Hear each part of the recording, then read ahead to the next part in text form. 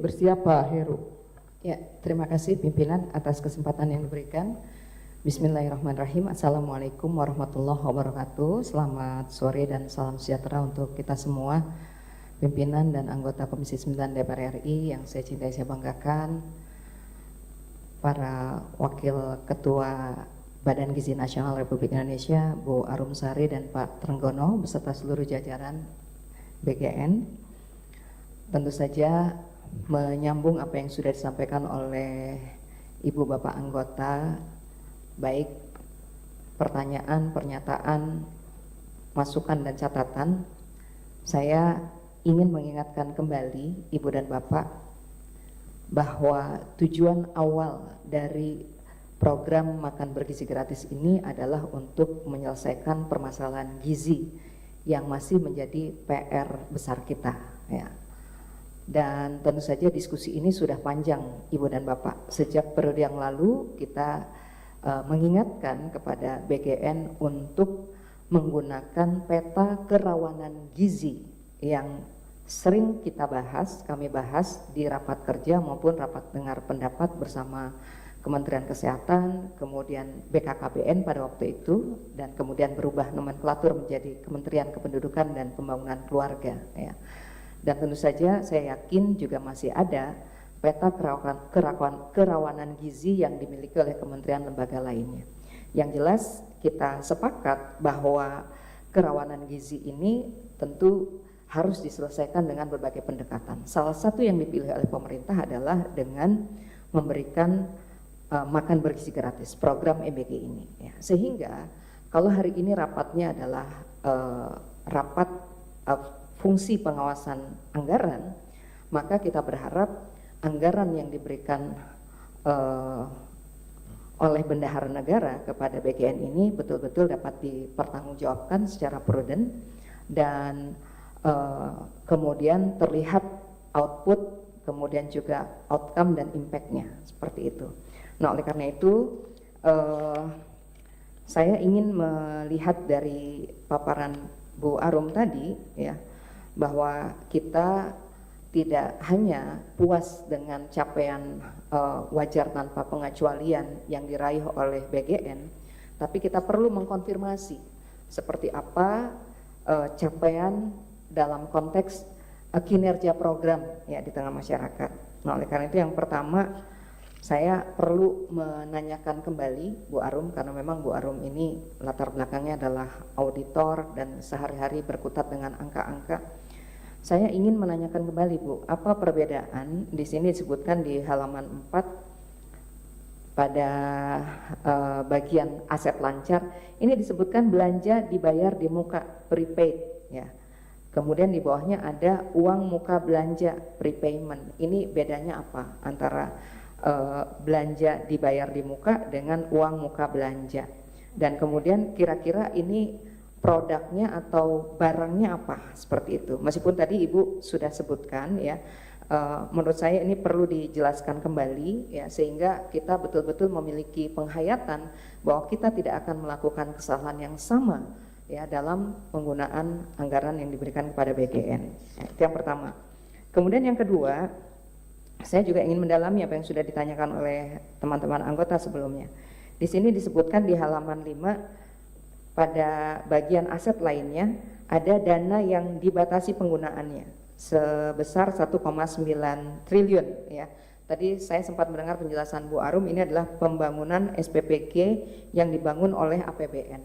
Ya, ini tolong dijelaskan Bu, berapa banyak SPPG yang dibangun, ya, dengan APBN di wilayah mana saja, dan kemudian kira-kira seberapa besar korelasinya terhadap penyelesaian permasalahan gizi. Kenapa? Karena kalau kita mendapatkan informasi dari Kementerian Kesehatan Republik Indonesia, ada 12 provinsi dengan prevalensi stunting tertinggi di Indonesia, Bu, ya. Jadi ini sebetulnya harusnya berkorelasi positif, ya, terhadap wilayah-wilayah kerawanan gizi tadi, ya. Kemudian yang berikutnya di halaman 6, Bu, ya. Tadi juga ada yang sudah menanyakan, tapi saya juga perlu mendalami. Ini disebutkan ada kewajiban jangka pendek, ya. Ya, kewajiban jangka pendek ini utang kepada pihak ketiga 1,4 triliun sekian, ya. ini utang apa Bu? Ya, utang dalam bentuk apa? Kenapa? Karena ketika Ibu sebutkan ini utang kepada pihak ketiga, ya besarnya 1,47 triliun, di halaman 10 ya, ini juga ada lagi nih catatan penting lainnya per 31 Desember 2025, tunggakan 2025 ya. Ini sebesar 1,61 triliun ya. Dan disebutkan di sini keterangannya ya adalah utang kepada pihak ketiga ya. Nah, ini kenapa angkanya beda ya. Kemudian judulnya tetap sama, utang kepada pihak ketiga. Nah, ini mohon dijelaskan karena kalau angkanya berbeda kok rasanya perlu dijelaskan lebih lanjut ya. 1,4 dengan 1,6 ini pasti berbeda ya. Nah, oleh karena itu tolong dijelaskan Bu, ini hutang apa ya kepada pihak ketiga, dan sebetulnya apa yang kemudian kita beli atau produk apa, alat apa yang kemudian memang kita berhutang kepada pihak ketiga ya, seperti itu. Nah, berikutnya di halaman 11 itu disebutkan ada program dukungan manajemen ya. Di situ disebutkan ada satu rincian output yang menjadi prioritas nasional, yaitu pendidikan dan pelatihan SPPI dengan alokasi anggaran sebesar 2,2 triliun dan kemudian capaiannya sudah sebesar 93,23%. Ini pelatihan apa saja Bu ya? Karena harusnya pelatihan dengan anggaran besar ini betul-betul melahirkan SPPI yang memiliki tanggung jawab dan juga komitmen yang besar terhadap tata kelola program MBG. Dan ternyata pada kenyataannya banyak masyarakat yang melaporkan, banyak pengelola yang melaporkan SPPI yang kabur, SPPI yang kemudian berkinerja buruk dan seterusnya ya.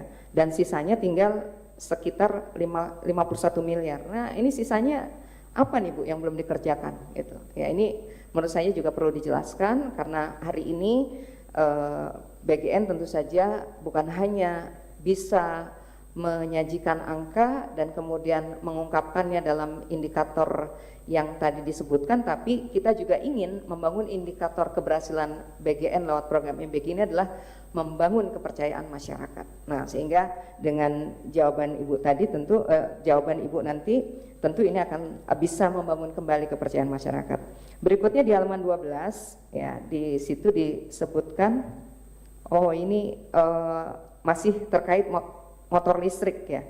Jadi kalau motor listrik sebesar ini apakah ini sudah selesai Bu? Ya, 243 miliar ya. Sementara tadi judul-judul yang saya tanyakan itu judul-judul yang belum dijelaskan secara detail ya. Apakah masih ada kaitan dengan motor listrik dan lain-lain yang selama ini menjadi salah satu masalah yang dihadapi oleh BGN. Nah, itu terkait dengan paparan yang Ibu sampaikan.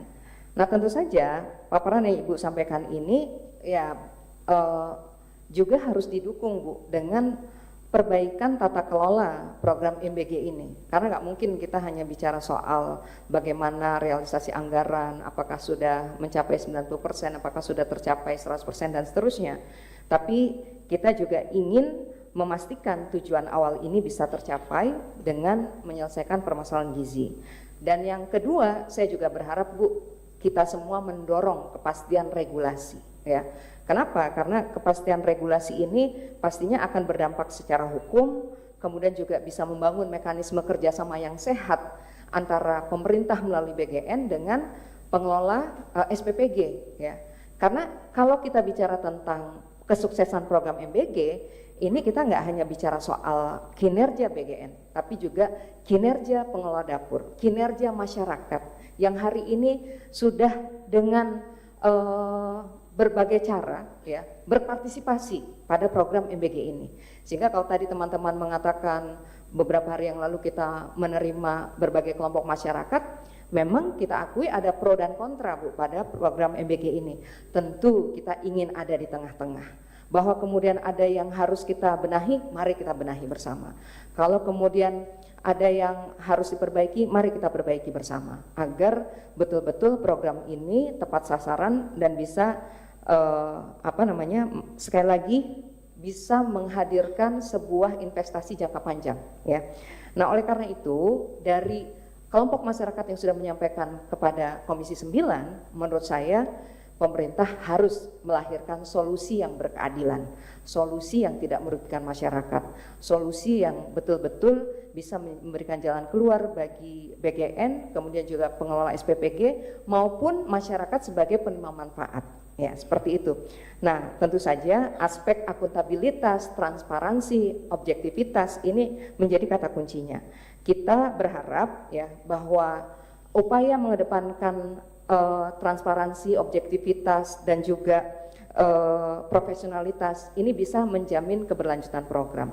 Kita ketika berkunjung ke berbagai daerah, Bu, ya kita menemukan bahwa ternyata pola komunikasi dan koordinasi BGN dengan SPBG ini terlalu jauh, sehingga kita ingin bahwa pembentukan KPPG provinsi, mengoptimalkan KPPG di berbagai daerah ya, ini betul-betul bisa memutus ya birokrasi yang terlalu panjang dan kemudian bisa membangun sebuah kapasitas atau kemampuan untuk menyelesaikan masalah. Ya, selama ini selalu ketika ada masalah itu tergantung pusat, itu tergantung pusat, itu tergantung pusat. Nah, menurut saya kalau kita bicara soal pola hubungan yang seperti ini, tentu akan memakan waktu yang panjang dan akhirnya akan menyimpan ya masalah yang akan menjadi bom waktu. Dan saya juga ingin menyampaikan harapan saya, Bu, tentu saja yang juga kita perlukan adalah konsistensi regulasi. Setiap arahan, setiap instruksi itu betul-betul harus terdokumen, menjadi dokumen yang resmi ya, entah itu pedoman, kemudian keputusan, petunjuk teknis dan seterusnya. Jangan sekali-kali ada instruksi yang sifatnya verbal yang kemudian itu menjadi kesalahan di antara para pihak ya, pemahaman yang berbeda, multitafsir ya, atau kemudian salah dengar, atau kemudian bias atau deviasi antar wilayah dan seterusnya. Dan ini berdampak luar biasa, Bu, ya, berdampak buruk. Kenapa? Karena ada ketidakpastian di lapangan ya. Dan kemudian kita juga nggak bisa menuntut pertanggungjawaban. Kesulitan mereka untuk mempertanggungjawabkan. Kenapa? Karena tadi instruksi, arahan, juknis dan lain-lain itu tidak konsisten. Ya, ada sebagian yang verbal, ada yang kemudian pergantiannya sangat cepat seperti itu. Termasuk yang tadi disampaikan oleh teman-teman antara Perpres nomor 12 dengan Perpres 115, antara terminologi 3T dengan terminologi terpencil. Ya, ini menurut saya juga harus diperjelas ya. Dan jangan lupa, Bu, karena memang ini adalah program yang memiliki tujuan mulia, maka libatkan pakar, libatkan ahli gizi, libatkan pengamat, dan libatkan asosiasi. Kemarin mereka sudah membentuk presidium katanya dalam rapat dengar pendapat umum ya kepada Komisi 9. Ada asosiasi, ada himpunan, ada presidium yang mereka bangun. Menurut saya ini perlu didengar ya sebagai aspirasi yang mungkin pahit tapi akan memperbaiki program ini ya. Akhirnya saya berharap mudah-mudahan rapat kita pada hari ini betul-betul menjadi langkah-langkah evaluatif ya yang akan terus memastikan bahwa program ini menuju titik perbaikannya yang diharapkan oleh semua pihak ya, seperti itu.